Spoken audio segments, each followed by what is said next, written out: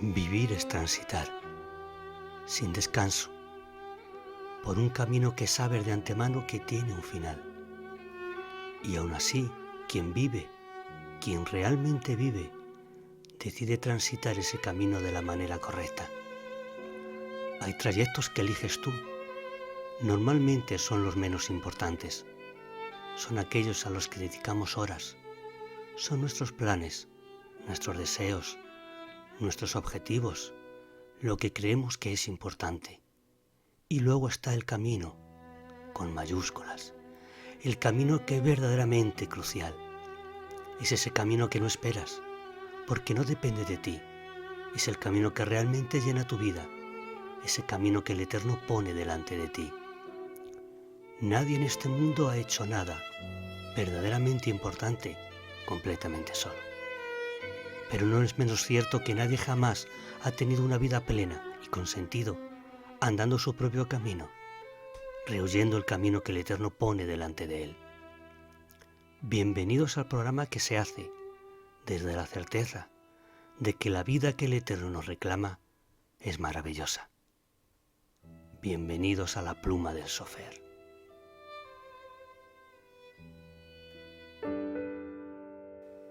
Salón, salón, nuevamente aquí con todos ustedes. Hoy quiero traer un pequeño mensaje, pero muy importante, de una trascendencia realmente notoria.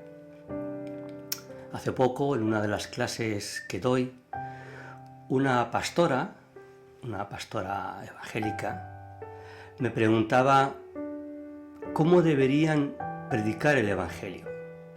¿Qué era predicar el Evangelio? Bueno, ciertamente es una cuestión muy importante. Tan importante que si transmitimos un mensaje incorrecto, la maldición está sobre aquellos que lo transmiten. Recordemos Gálatas, si aún nosotros o un ángel, un malaj de Elohim trae un mensaje diferente, es maldito, no solamente de las palabras de Yeshua, sino también de las palabras de Mosé. Porque los dos mensajes son equivalentes, los dos son palabra del Eterno. Por eso es tan importante lo que nosotros transmitimos. Pero claro, lo que nosotros transmitimos está basado en lo que leemos. No tenemos testigos presenciales que nos hablen lo que oyeron o lo que vieron, sino que nos fiamos de lo que está escrito. Por eso la responsabilidad de las editoriales es tremenda, porque creemos en base a lo que leemos. Y eso me desconcierta y me preocupa, porque muchas de las Biblias, prácticamente todas, no conozco ninguna que no sea así, han adulterado el mensaje. Algunos se escandalizan cuando digo esto. Bien, todos conocemos que tenemos diferentes versículos que encadenamos, que enlazamos para transmitir un mensaje. Pero eso a veces es forzado, eso es falso. Simplemente obedece a postulados teológicos. 5 leyes espirituales, 4 leyes espirituales.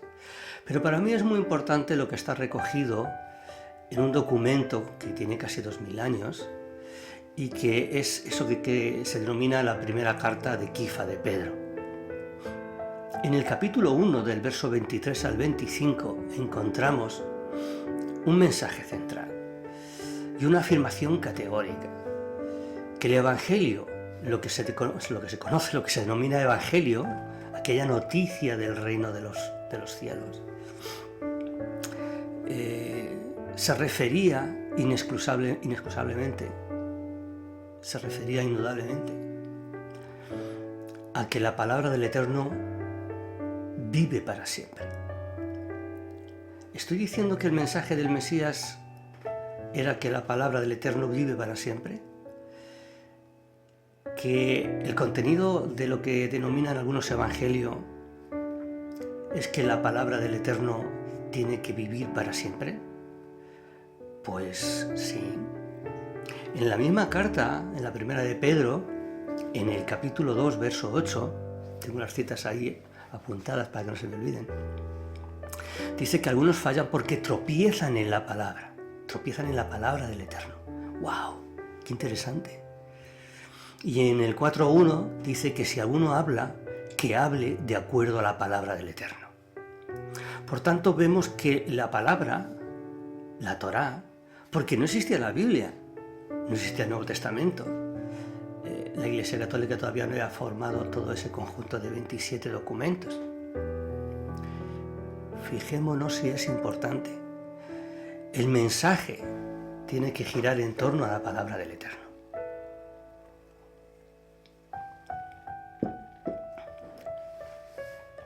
Es tan importante que el mensaje central del Mesías, que lo encontramos en Mateo 5, es: no penséis que he venido a derogar la ley o los profetas, sino a que lo cumpláis. ¿Por qué él dice esto? Bueno, pues porque los fariseos enseñaban que cuando viniese el Mesías podía cambiar los tiempos y la Torá. Y eso es falso. Los fariseos cambiaron la Torá y lo que enseñaban eran tradiciones humanas. Enseñaban eso, lo que antiguamente se llamaba los dichos de los padres y ahora es Torá oral. Pero también el cristianismo lleva enseñando muchos siglos, demasiados, que la Torá ha sido derogada, abolida y que ahora estamos en la gracia.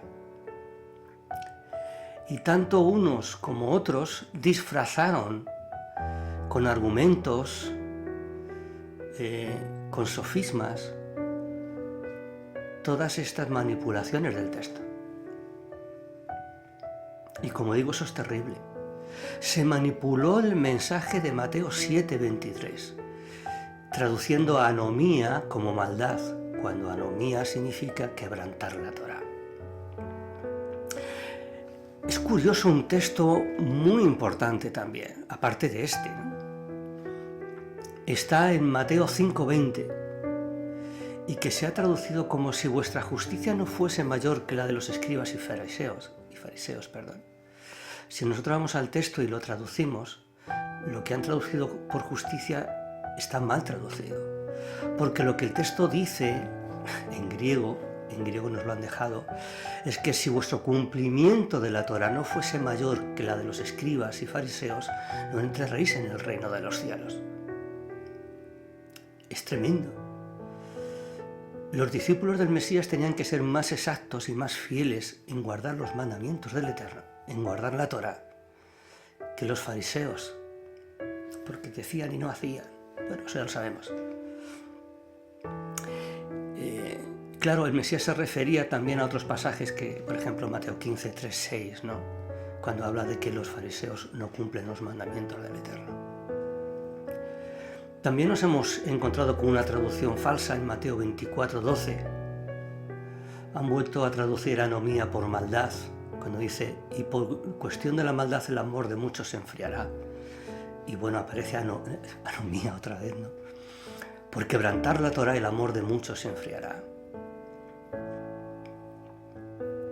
No son temerosos del Eterno, son solamente perpetuadores de embustes, de mentiras, de una teología heredada del Imperio Romano, de la Iglesia Católica.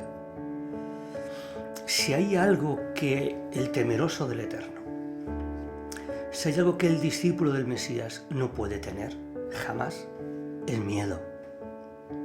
Es miedo a descubrir los errores y cambiar. Debemos recordar las palabras del Mesías recogidas en Juan 5, 31 y 32, que dice: si vosotros permanecéis en mi palabra, seréis verdaderamente mis discípulos y conoceréis la verdad, y la verdad os hará libres. Si no permanecemos en su mensaje, que su mensaje es la Torá que vive, perdura para siempre, que es inquebrantable, que no se puede modificar, que no se puede quitar absolutamente nada, que nuestro cumplimiento de la Torá tiene que ser más exhaustivo, más fiel que el de los fariseos. Si no hacemos eso, no somos sus discípulos y seguiremos viviendo en una mentira. porque solamente viviendo en la palabra del Mesías conoceremos la verdad y ésta nos hará libres. No olvidemos este mensaje, es tan importante que yo les animo a que lo repitan a otros, que cojan estos versos y los apunten, que intenten memorizarlos. Y si tienen evangélicos cerca, si tienen cristianos cerca, enséñenles lo que pone en su Nuevo Testamento, ese que utilizan y que argumentan que ha derogado la Torá del Eterno. Desde aquí, desde Sefarat, Shalom, Shalom.